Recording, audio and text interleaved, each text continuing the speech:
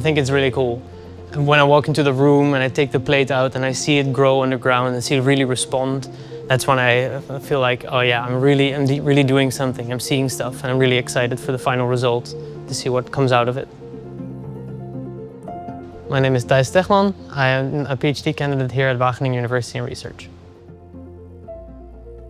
I work in Arabidopsis and I work on different variants of Arabidopsis found around the world. And I look at how they respond to drought stress and specifically how their root systems grow in dry soil and how that protects the whole plant against water stress. So I grow them in Rhizotrons. These are flat containers filled with soil in which I grow my plant, and you can see the root grow behind a glass plate. I take a picture every day. In the end, I can stitch them all together and watch how the root grows underground under different watering regimens.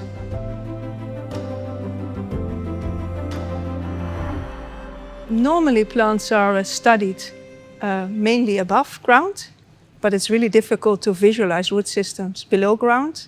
So if you start using Rhizotrons, you can visualize the root system really easily because you can observe the growth characteristics. My name is Viola Willemsen. I'm Chair of Cell and Developmental Biology of Wageningen University and Research. The Rhizotron system is available for everybody, and we use it already for education because our master and bachelor students are doing their experiments with Rhizotrons, so this is already accessible.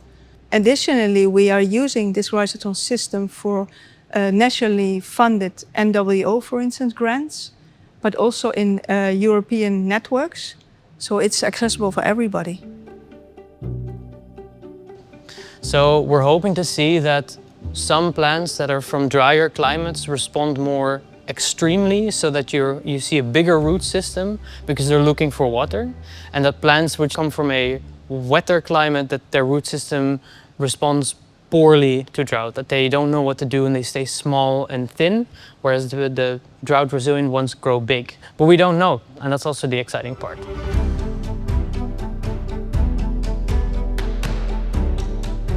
It takes a lot of, well, I would say physical labor, because you have to fill all these plates and then you have to move them here, and then you have to sew each individual plate.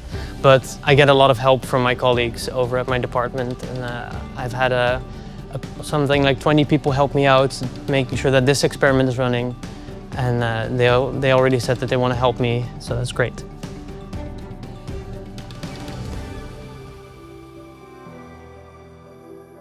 The Rhizotron system is very, in terms of root research, is relatively new.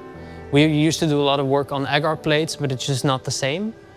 It's really cool to see how they're growing underground and to see that they're really responding to the treatment, and that between different variants from across the world, there's big differences which I can attribute maybe to the climate they're from or maybe not. It's really cool. I'm really excited to get the final results.